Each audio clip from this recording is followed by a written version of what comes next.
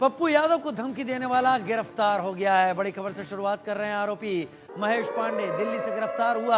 आरोपी का किसी गैंग से कोई संबंध नहीं है।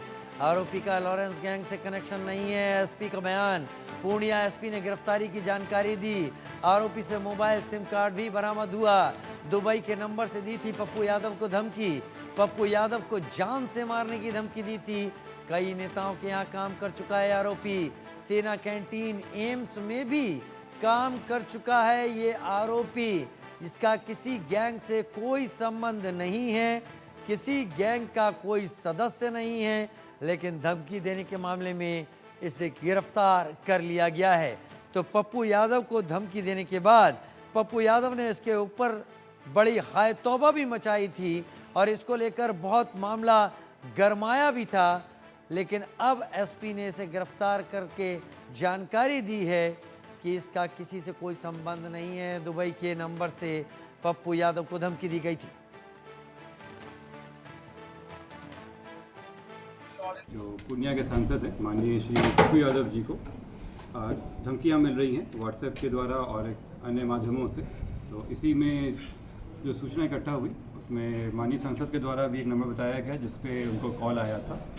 ये नंबर दुबई का था, यूएई का रजिस्टर्ड नंबर था, जिसमें जो 971 का कंट्री कोड है 5013387776। इस नंबर से उनको सबसे पहले धमकी आया था और अन्य भी कई नंबरों से उनको लगातार धमकी मिल रही थी।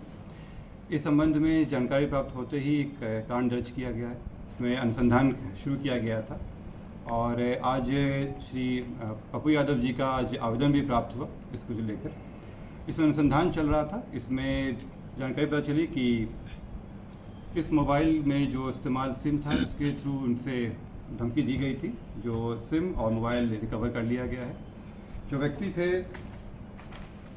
ये दिल्ली के रहने वाले महेश पांडे, पिता कृष्ण कुमार पांडे, सेक्टर 4 नई दिल्ली के रहने वाले हैं। ये पूर्व में भी दिल्ली में कई जगह काम कर चुके हैं और कई माननीय लोगों से भी इनके साथ संबंध रहे हैं। इनके कईयों के लिए काम भी किए हैं। साथ ही एम्स और सेना के कैंटीन में भी ये काम कर चुके हैं, जो इनके द्वारा बताया गया है। प्रारंभिक जांच में अभी यही आया है और इस व्यक्ति को गिरफ्तार कर लिया गया है। अभी हम लोग रिपोर्ट प्रस्तुत करेंगे, बाकी रिमांड पे लेने के बाद अन्य पूछताछ की जाएगी। आयुष शर्मा मेरे संवाददाता इस वक्त मेरे साथ ज्यादा जानकारी के साथ जुड़ गए हैं। आयुष, शख्स दिल्ली से बताया जा रहा है और उसके साथ ये भी बात बताई जा रही है, लेकिन नाम का खुलासा एसपी ने नहीं किया, लेकिन उन्होंने कहा कि कई माननीयों के साथ ये काम कर चुके हैं। एम्स में भी काम किया है, सेना कैंटीन में भी काम किया है। कौन है मनीष पांडे, इसके बारे में पूरी जानकारी बताएं और कैसे इसके दिमाग में ये प्लॉट आया, अगर आपको सोर्सेज से और डिटेल पता चली हो तो। जी बिल्कुल राजीव, देखिए जिस शख्स को पप्पू यादव को धमकी देने के मामले से गिरफ्तार किया गया है, दिल्ली का रहने वाला मनीष पांडे, इसके बारे में बताया जा रहा है कि ये फिलहाल कोई काम नहीं करता था, ये बेरोजगार था और अपनी सस्ती लोकप्रियता के लिए यानी किसी तरीके से सोशल मीडिया पर अपना नाम बनाने के लिए इसने इस जरिए को चुना और लॉरेंस बिश्नोई के नाम से पप्पू यादव को धमकी दी, जान से मारने की धमकी दी, जिसके लिए इसने एक नंबर चुना दुबई का वो नंबर बताया जा रहा है जिसका इसने इस्तेमाल किया था और उस नंबर से पप्पू यादव को इसने धमकी दी थी। जब पुलिस ने उस नंबर को ट्रेस करने की कोशिश की तो उसकी लोकेशन दिल्ली मिली और दिल्ली में जैसे ही वो नंबर ऑन हुआ तो बिहार पुलिस के पूर्णिया से एसपी कार्तिकेय शर्मा की टीम ने दिल्ली से महेश पांडे को गिरफ्तार कर लिया। इसके बारे में ये भी बताया जा रहा है कि कई बड़े नेताओं के साथ ये पहले काम कर चुका है। हालांकि देखिए ऐसे मामलों में नेताओं के नाम को डिस्क्लोज नहीं किया जाता है, क्योंकि देखिए पॉलिटिकल एंगल भी कहीं ना कहीं ऐसी खबरों में होता है। अगर किसी नेता का नाम बताया जाएगा तो मानहानि, लेकिन आयुष से एक इशारा तो मिलता है, इससे एक इशारा तो मिलता है कि शख्स की पहुंच कहां तक है, ये शख्स कितने लोग, हर कोई तो इस तरीके से माननीयों के साथ काम करने के लिए उपलब्ध नहीं हो जाता और एक नहीं कई सारे, हर किसी को एम्स में काम करने को नहीं मिलता, हर कोई सेना कैंटीन तक पहुंच नहीं बना पाता। तो कहीं ना कहीं इसकी राजनीतिक पहुंच है इस शख्स की। बिल्कुल, देखिए राजनीतिक पहुंच इसकी बहुत अच्छी है, क्योंकि बताया कि कई माननीय यानी एक नहीं मल्टीपल ऐसे लोग थे जिसके साथ इन्होंने काम किया है।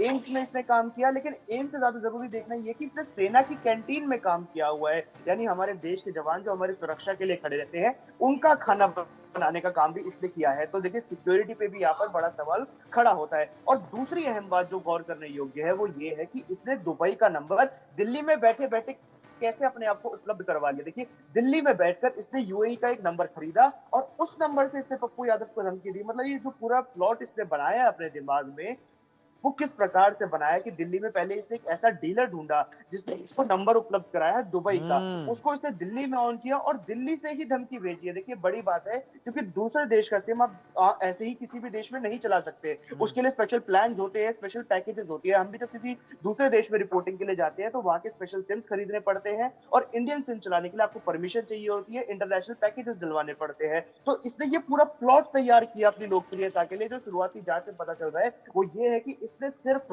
और सिर्फ सोशल मीडिया पर फेमस होने के लिए इस जरिए को चुना था। जी राजीव, इसका मतलब तो ये भी है कि कोई भी भारत में बैठे बैठे अगर इस शख्स ने ऐसा काम यहाँ बैठे बैठे किया है तो ऐसे लोग मौजूद हैं जो अभी तो दुबई के नाम पर सिम इसका एक्टिवेट करा दिया, वो हम गाज़ा के नाम पर करा सकते हैं, वो लेबनान के नाम पर करा सकते हैं, वो इराक के नाम पर, ईरान के नाम पर, लीबिया के नाम से या उन कंट्रीज़ के नाम पर जहाँ पर हालात सिविल वॉर जैसे बने हुए हैं, और वहाँ के नाम पर अगर एक्टिवेट कराएंगे तो कैसे एजेंसीज ट्रैक कर पाएंगी उनकी एजेंसीज का इस्तेमाल करते हुए, इसका तो भगवान मालिक है।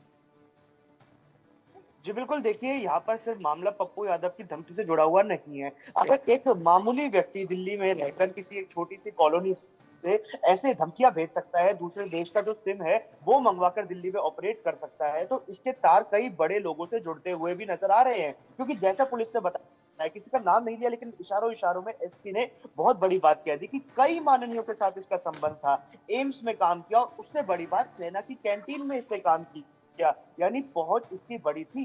अब इसके पीछे कौन लोग हैं ये देखना जरूरी है, क्योंकि अभी तो इसने ये बात बोल दी कि इसका लॉरेंस बिश्नोई गैंग से कोई लेना देना नहीं है, इसके अलावा इसने सिर्फ लोकप्रियता के लिए ऐसा किया। शुरुआती जांच में ये बात आई, लेकिन जब पुलिस अपने तरीके से पूछताछ करेगी और इस मामले की तह तक जाने की कोशिश करेगी, हो सकता है कई और बड़े चौंकाने वाले खुलासे इस पूरे मामले में हो सकते हैं। और लगता है कई और गिरफ्तारियां भी हो सकती हैं, किस किस ने सिम उपलब्ध करवाया, और अगर उसके जरिए पुलिस केवल इसी केस तक सीमित ना रहे तो वो एक गैंग, एक चेन होगी जो इस तरीके के सिम उपलब्ध करवाती होगी, और वो कई सारे होंगे जो इस तरीके के काम करते होंगे। शायद इस जांच के जरिए बहुत कुछ खुलासे होंगे। आयुष, बहुत शुक्रिया मेरे साथ जुड़ने के लिए आपका इस जानकारी के साथ।